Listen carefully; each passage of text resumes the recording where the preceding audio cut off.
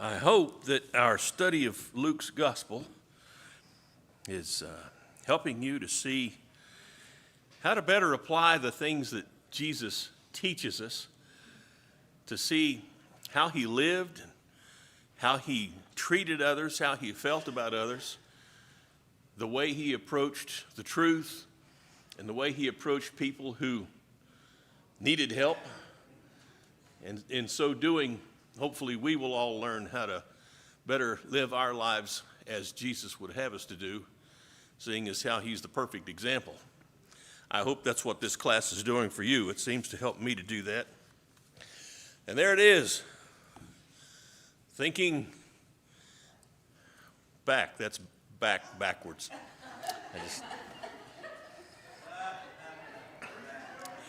I tried to find a font that would type backwards letters, but they didn't have that, so. Thinking back. It's reviews, all it is. What turned out to be controversial about Jesus healing the paralytic? Remember, he was in that house, and the guys couldn't get their friend to him, so they got up on top of the house, tore up the roof, and let him down into the building from the outside. What was controversial about that? It was how Jesus did it. He said, "Son, your sins are forgiven you." And they said, what? That's the idea, blasphemy, because who can forgive sins but God? And what did they miss? He was God.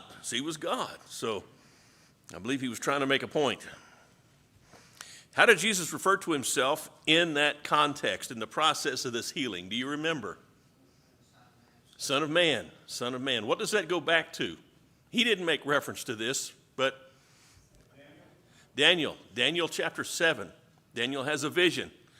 And in that vision, he sees one like the Son of Man coming before the Ancient of Days. You remember what he's given when he comes before the Ancient of Days? A kingdom and power and glory and dominion. That's Daniel's vision, and that's being fulfilled in Jesus right here. By the way, you remember the text that Jesus read when he was in the synagogue at Nazareth?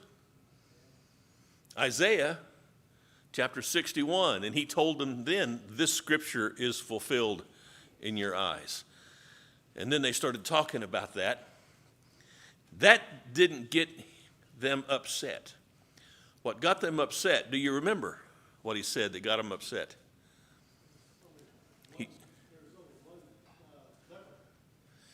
And he wasn't a Jew. Right. There was only one woman sustained, and she wasn't a Jew. Right. Yeah. And so that's what got them upset, because they were thinking, how can I say it, nationalistically rather than evangelistically. They were thinking in terms of the Jews are the primary people, and all you Gentiles are not. And that's what they got upset about. So anyway. What turned out to be controversial about the reception at Matthew's house? Remember, Matthew threw a reception? It was the people he was eating with. You eat and drink with sinners. And Jesus would have said, he didn't say it, but he could have said, who else is there? So that was the big controversy there. And we are back tonight into chapter 5. We were gonna finish it last week, weren't we? That's okay. I'm resigning myself to the idea that if we're reading and studying and thinking about these things, and if we are in fact growing to be a little more understanding of who Jesus was and what he did, then it might not be that big a deal if we don't altogether finish Luke's gospel. Here's what I would like for you to do. Read ahead. That's okay if you do that. You know you can do that. You don't have to have my permission, but I'm giving it to you anyway. Read ahead in Luke's gospel, and that way, Lord willing, we get to some of these things, you'll be able to go, oh yeah, I remember reading about that. And you might have some commentary that you can offer about that, things you've thought about, observations that you've made. All that is excellent in a Bible class. So I need a reader for 29 through 39 of chapter 5. We've already read part of it last week, but we're going to pick it up in the context. All right, Will, 29 through 39, chapter 5. Thank you.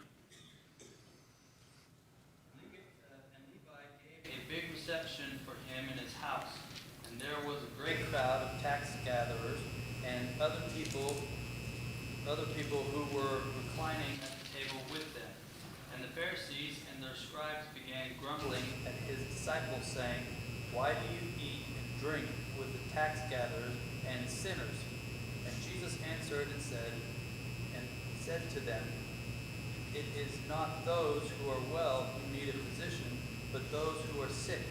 I have not come to call the righteous, but sinners to repentance." And they said to him, "The disciples of John often fast and offer prayers. The disciples of the Pharisees also do the same, but yours eat and drink." And Jesus said to them, "You cannot make the attendants of the bridegroom fast while the bridegroom is with them, can you? But the days will come, and when the bridegroom is taken away from them, then they will fast in those days." And he was also telling them a parable. "No one tears a piece of new garment and puts it on an old garment. Otherwise, he will both tear the new, and the piece from the new will not match the old. And no one puts new wine into old wineskins. Otherwise, the new wine will burst the skins, and it will be spilled out, and the skins will be ruined. But new wine must be put into fresh wineskins.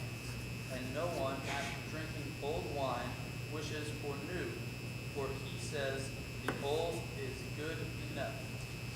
Thank you, Will. So they're in Matthew's house, and they're doing what? Eating a meal. And so the Pharisees have a question. How come the disciples of John often fast and offer prayers? Now, isn't that interesting? These guys know what John's disciples do. They must be paying attention. And that wasn't happening in a corner. John had disciples, and they would fast, they would offer prayer. These guys knew that. So they've observed the behavior of John and his disciples, and now they're seeing Jesus on the scene, and they are feasting in the house of a tax collector. So,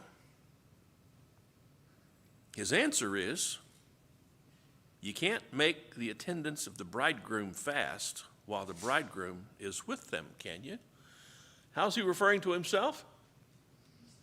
He's the bridegroom. He is the bride. Who's the bride? Well, she hadn't been introduced yet, but we know that's who the bride is.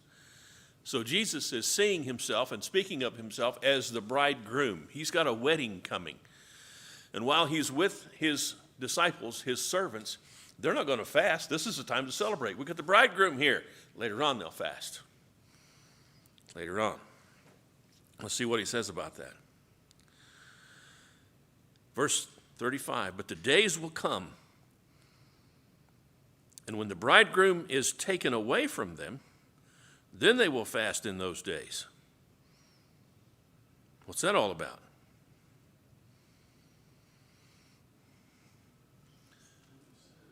It doesn't occur so much in Luke's gospel. In other gospels, the record is very clear that Jesus is telling them, "I'm going to be arrested, tried, crucified, and buried, and raised on the third day." Mark records it the most. He records at least 9 times that Jesus tells them this. A couple of times he's extremely clear about it, very detailed.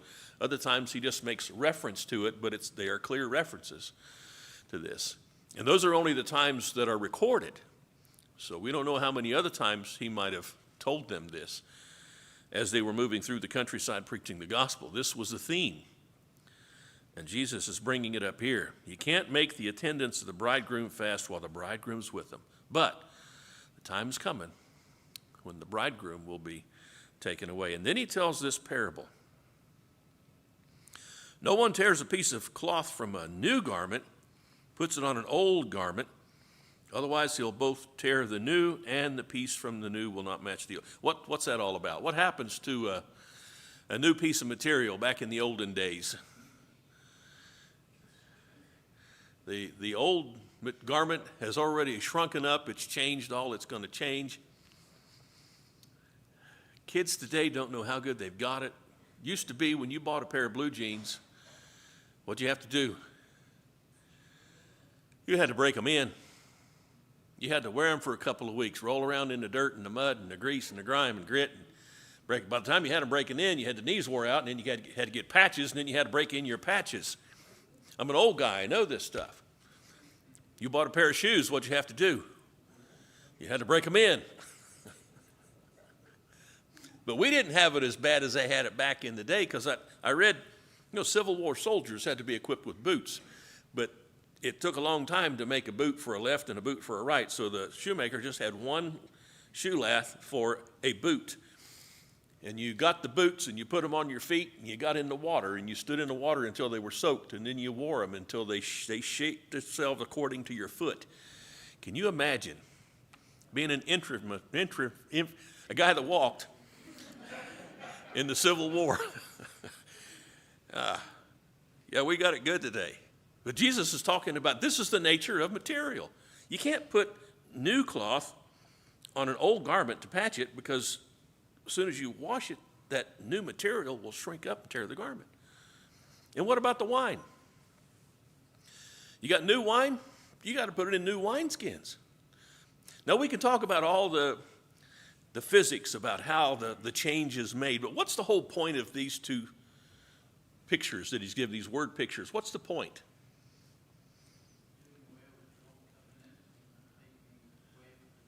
Okay, that's what he's getting at. And he's saying everything has a place, and you need to put everything in its place. And there are going to be some changes made, and you need to understand that these changes are coming. And what's he say about the old wine there at the end? We don't want the new wine. Why? Because the old's good enough. We don't need this new stuff. You're used to the old stuff. And so even if there's new stuff, and haven't you ever said that about something? Somebody introduces something that's new and different, especially your 5-year-olds. Try to get them to taste something new.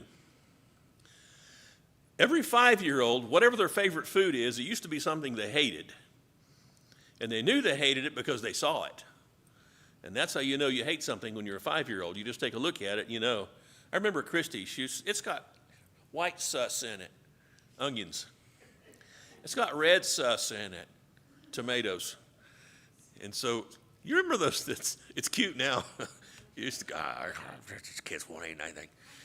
So, you let them go hungry. Seriously, that's the best thing, to train children how to eat. Let them go hungry. Don't you moms, don't you go around fixing 14 different things at supper time because your kids are finicky, picky eaters. Fry those chicken livers and put them in front of them. Get the ketchup out if you need to. But everything has a place, and that's what Jesus is trying to say here, I believe. You don't put the wrong kind of material on a garment to patch it. You don't put the wine, the new wine, in an old wine. Everything has a place, and you better put it where it belongs.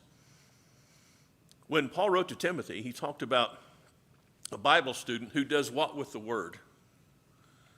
He rightly divides it. What does that mean except this? You figure out where it all goes and how it all applies and what its context is, and the context determines everything. What was it somebody said? A text without a context is a pretext. And if you don't know what that means, write it down and go home and think about it. But all that's saying is you have to take everything as it is given in its context. And if you've ever had your words pulled out of context, you know how frustrating that can be. You want everything to be in context, everything to be in its proper place, and that's what Jesus is saying. Yeah, we're eating here at Matthew's house because I'm the bridegroom and I'm with my disciples, and we're celebrating right now, but the time's coming when I'm going to be gone, and then there won't be any celebrating. But all that will change too in time. What does Jesus say in Revelation chapter 3 and verse 20? Behold, I stand at the door and knock. And if any man will open to me, I'll come in and we're going to have supper. We're going to sit down and have a meal. That's how you fellowship. In the Jewish mind especially, that's how you fellowship. But it's not just the Jewish mind. You go back in history, when a covenant was being made, eating would take place. And that's what the sacrifices were. Sacrifices of the Jewish covenant. You would come, you'd offer your sacrifice, and then you'd eat some of it. The meat was for you. Some of it was for the priest specifically, but there was always eating involved with the sacrifices of God. All right. Any observations about any of that? Any things you want to point out or things you don't want to pass over before we move on? All right. Chapter 6. Oh, there it is. Who wants to read 1 through 11? Anybody? Oh, Will's dying to read again, but there's Jamie. We'll let Jamie read this time. And then 12 through 19. Anybody want to read 12 through 19? Shannon will read. All right. And then Charles is next if we get any farther. One Sabbath, Jesus was going through grain fields, and his disciples began to pick some heads of grain, rub them in their hands, and eat the kernels. Some of the Pharisees asked, "Why are you doing what is unlawful on the Sabbath?" Jesus answered them, "Have you never read what David did when he and his companions were hungry? He entered the house of God, and taking the consecrated bread, he ate what is lawful only for priests to eat, and he also gave some to his companions." Then Jesus said to them, The Son of Man is Lord of the Sabbath." On another Sabbath, he went into the synagogue and was teaching, and a man was there whose right hand was shriveled. The Pharisees and the teachers of the law were looking for a reason to accuse Jesus. So they watched him closely to see if he would heal on the Sabbath. But Jesus knew what they were thinking and said to the man with the shriveled hand, "Get up and stand in front of everyone." So he got up and stood there. Then Jesus said to them, "I ask you, which is lawful on the Sabbath, to do good or to do evil, to save a life or to destroy it?" He looked around at them, and then he said to the man, "Stretch out your hand." And he did so, and the hand was completely restored. But the Pharisees and the teachers of the law were furious and began to discuss with one another what they might do to Jesus. One of those days, Jesus went out to a mountainside to pray and spent the night praying to God.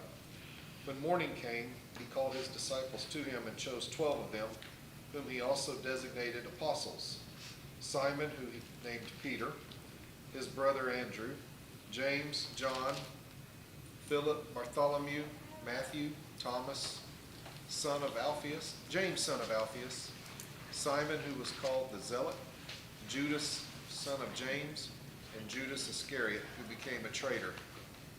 He went down with them and stood on a level place. A large crowd of his disciples was there, and a great number of people from all over Judea, from Jerusalem and from the coast of Tyre and Sidon, who had come to hear him and be healed of their diseases.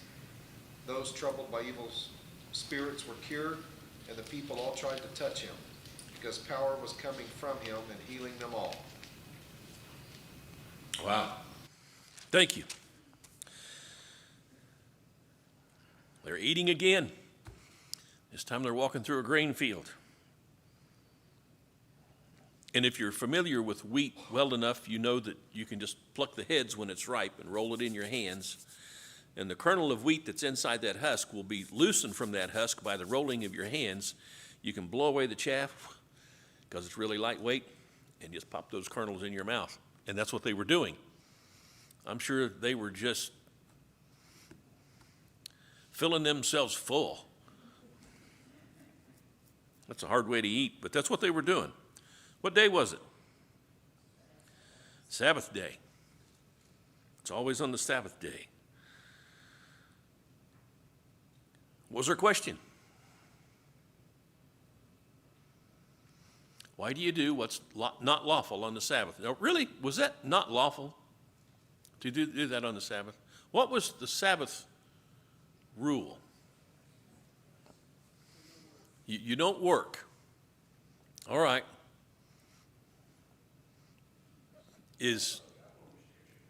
What's that? Travel restriction? You can only travel so far from your... There was a travel restriction. There was an understanding that there was a Sabbath day's journey. It's hard to find that in the law itself, but it was there. And you weren't supposed to do anything that was obvious work. I should have brought it. I've got a Mishnah back there, and I should have looked up that passage that talks about and I probably told you this before, if you are a tailor and you're working with your needle on Friday afternoon, and it's time to close up shop and you need to get home before the Sabbath evening 6 o'clock overtakes you, and you think, oh man, what am I going to do? Oh, I'll just put that needle in my garment here to hold it in place while I do these other things. And then you forget that you've got that needle stuck in your clothes. And you leave from work and the Sabbath overtakes you while you're carrying that needle in your clothes. You are guilty. That, Jesus will say, you guys bind these rules on other people and you wouldn't lift them with your little finger. That's the mindset. That's the mindset of these guys when they enter the house of who? The house of God, verse 4. Oh, nope, he's talking about David. That's another Sabbath down in verse 6. See, we haven't even left that one yet. I'm getting ahead of myself. But he talks about David.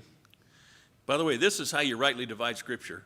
This is one of the ways. You find something and you use the context to show, well, here is we would call it a precedent, perhaps. Here's how you show that what we're doing is okay. David went in to the place, to the house of God, and ate the consecrated bread. And it wasn't lawful, quote unquote, to eat the consecrated bread, but they did it. And then he says in verse 5, what? Son of man. There it is again. Son of man is what? Lord of what? The Sabbath. You read the creation account, everything was spoken into existence by God. The only things that weren't spoken into existence were Adam and Eve. He made them differently. But everything else, the universe itself, spoken into existence. Who was the voice of God but Jesus Christ himself? And so it says on the Sabbath day he rested, and so sanctified the Sabbath. This is the one who did all of that. And they're calling him on the carpet for it. It's almost tragically comical.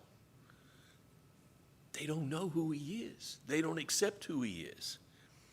And their mindset is not going to allow them to do that, because in the house of God on the Sabbath, when your focus should be on God and his kindness and his grace and his mercy, what do they see happen before them? But one of their brethren who has a withered hand. What does Jesus do? He has him stand up, and with a word, he resolves his issue with the withered hand. And you remember how everybody stood up and cheered, how wonderful that was for that guy? What does the text say? They were filled with rage.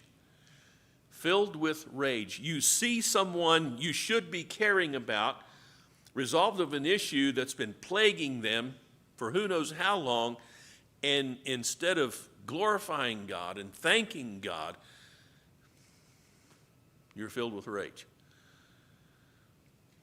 Now, you and I will encounter people like this. Just make sure we're not one of them. But we'll encounter people that no matter what you say and what you do, they're not going to be touched with the gospel of Jesus Christ. The grace of God, the mercy of God, the love of God is going to mean nothing to them because of their mindset. Hopefully, they'll change that, because it can change. But there are people like that. And I want to make sure that I'm never one of those. Because I'm sure none of these guys ever got up one morning and said, you know what? I want to be hateful and ugly. I want to be so into God that I think nobody's as good as me. But that's exactly what got them to this point. They were keeping the law so well that they knew they were right because they kept the law so well, and nobody else was keeping the law as well as they were keeping the law, and they became the keepers of the law. And here's God himself telling them, I'm Lord of the Sabbath, and they're going, what? Forgive sins? What? Only God can do that. Yeah, right. And so Jesus all along the way is showing them his power. And instead of using that power to gain money for himself, he's using that power to help people and to explain who he is. Jamie. We are fortunate to have the completion of the Bible. Yes. And to know everything that is written and that has happened. And I find myself sometimes, and I'm sure other people do, that I am a Pharisee. Because I know, and I keep the word, and I read, and I study, and I look at things black and white, like, why are they doing that? That's blatantly not what they're supposed to be doing, and that grace and mercy that we are supposed to have with everyone gets lost because we get so tied to the letter of the law, even as modern Christians. And so whenever I see passages about Pharisees and Sadducees, it's always very aware, because it is so easy to fall into that hole of, it says don't work on the Sabbath, and he's doing work. Well, what does work mean? Well, is it, force times mass, or force equals mass times acceleration, or I forget the formula for work, but. That's okay, we don't know it either. What is that definition of what that work is? Well, surely going out and rescuing a sheep on the Sabbath. Well, yeah, I'd do that. I've got livestock. Well, sure. If something happened, I've missed service because I had an animal that was injured that needed to go to the vet. That's what we do to take care of things around us. But it's so easy for us to turn into those kind of people with those around us. Marty? It's absolutely true. I was thinking the same thing she was thinking. Good. But, so, my niece, she told me that the church, that their congregation, they bought a building, and it was a denomination you had used to meet there, and so the church bought it, and but their problem was that there weren't any classrooms in it. The auditorium was the biggest part, but there weren't really classrooms, and she said it's because the church really focuses, the church focuses on education, biblical education a lot. So when we have buildings, we have plenty of classrooms, but other religious groups, that's not necessarily what makes them distinct in that way. They may have larger auditoriums and stuff like that. So to Jamie's point, I just keep reading this and I keep thinking, I know we're not better than them. I know we're not better than them. There has to be something that we do that's very similar to this track. And so when I think about how much the church today values education, biblical education, so much that we put it into our buildings and everything, in classrooms, then we really value that. We treasure it. And so there probably are pitfalls that we're falling in, because we make our education and our knowledge a really big deal. And we're probably proud of it, or maybe, I don't know. Well, just think about the irony.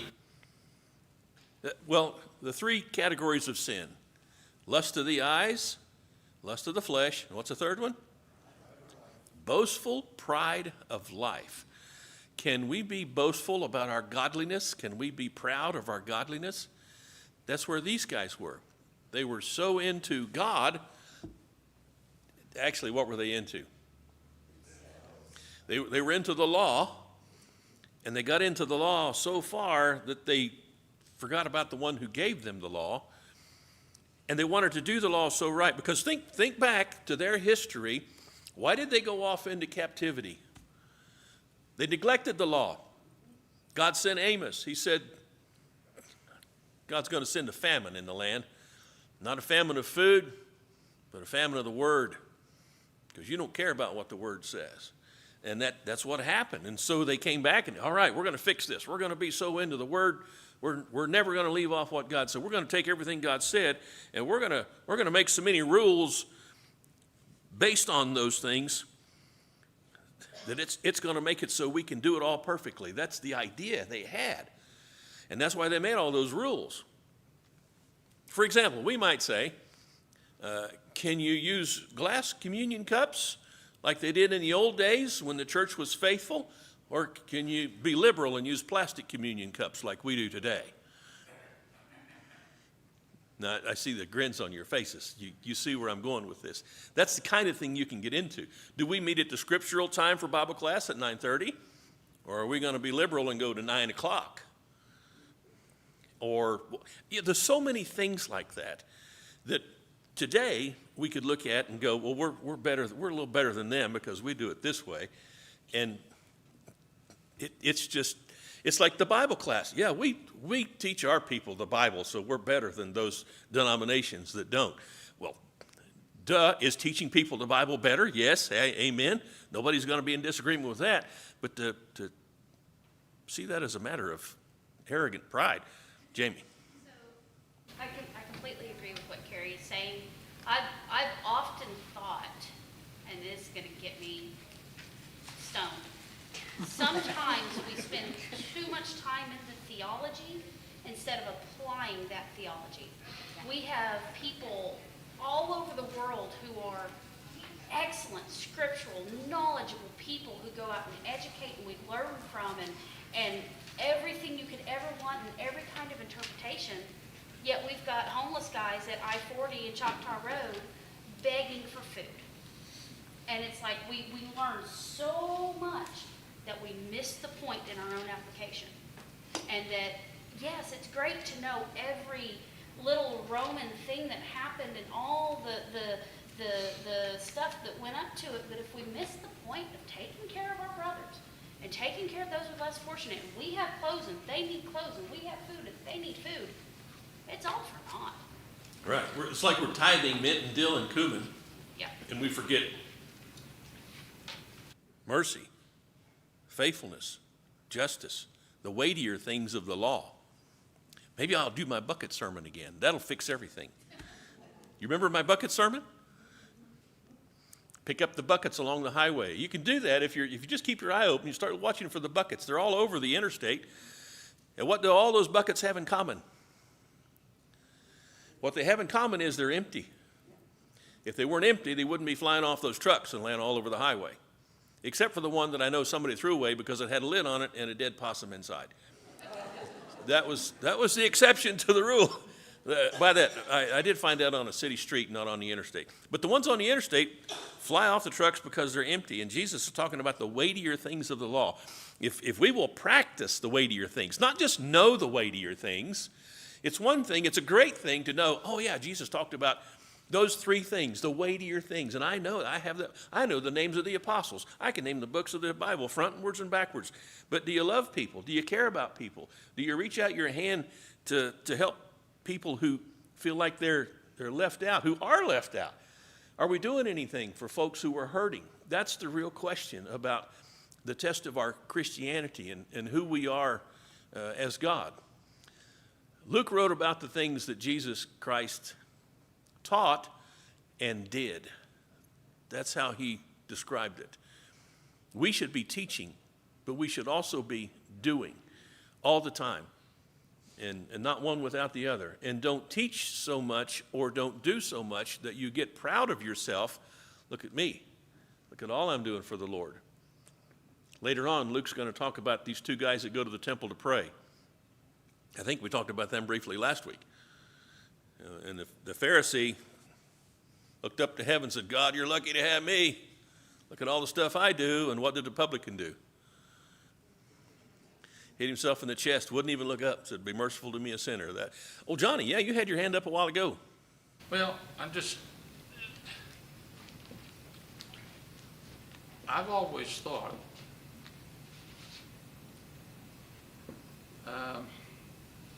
that the Pharisees interpreted the law of Moses, all the laws, and specified in many writings the specific examples that one of which you gave with the tailor's needle. But I've always understood that was, when you boil it down, that was the Pharisees' interpretation of the law. And we know that different sects, different groups of Pharisees had different opinions about some of those laws. And so I think we need to be careful when we think that, that was That was, that's the law. Well, it's an interpretation of the law. And in some cases, a weak interpretation. For example, you had to wash your hands. That was part of the ritual of worship at the temple. But how much water was enough water to wash your hands scripturally? You remember that passage? There isn't one. And so, in the Mishnah, it says, it has to be as much water as would fill the mouth of an adult ewe. How do you even measure that? But that's what the law says according to the Pharisees who wrote the Mishnah. So you read these things and you go, how much water is that? I don't know, but if you don't have that much water, your hands aren't really washed, are they?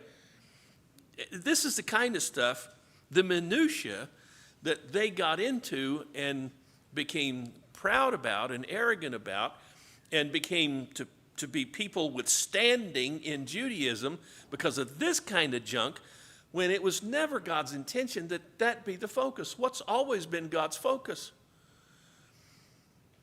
When Jesus asked about the greatest commandment, who answered? And what did he say? No way. He said, all right, yeah, that was. They knew what the greatest commandment was. Love God. And love your fellow man is the second greatest. They knew that because that was written in the book. Love God and love your fellow man. And in the Sermon on the Mount, which is chapter 6, he said, you've heard that it was said. And what did he tell them when he said that? Here's what the proclaimers of the law, the keepers of the law, tell you. And then what did he say? But I say to you, and he's bringing it back to the reality of what the law actually taught and what the law actually said. Because we can, with our desire to do everything right, and I have that desire, I want to do everything right. Well, how can I know that I'm doing everything right? Well, if I bring it in closer and closer and closer and closer, just like sighting in a rifle, all you ladies know all about that, don't you? You don't want the shot to go out, you want it to be focused. And so you make the law fine enough and small enough so that you can know, I did it. Because if it's any more broader than that, then what do you have to go on? You go on faith. Yeah, I got to go on faith. That's what God said, so I think I'm doing it. Well, I don't want to have to do that. I'd rather know. And the only way I can know is to make a law that says if I do, okay, I can do that. I'll tithe the mint and dill and cumin. I'm good. Me and God. Yeah, well, maybe not. Kendall.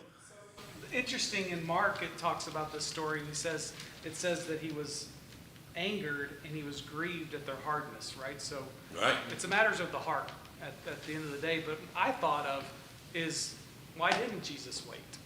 Why Right? didn't Jesus what? Why couldn't he wait? He could wait, right, if he wanted to, but he was fulfilling something greater than himself. He was fulfilling his what he had intended to do when he came here, and it was to convict people in their hearts of what is right, and love and God and faithfulness to him is what's right, not the rules and regulations that they've imposed on people.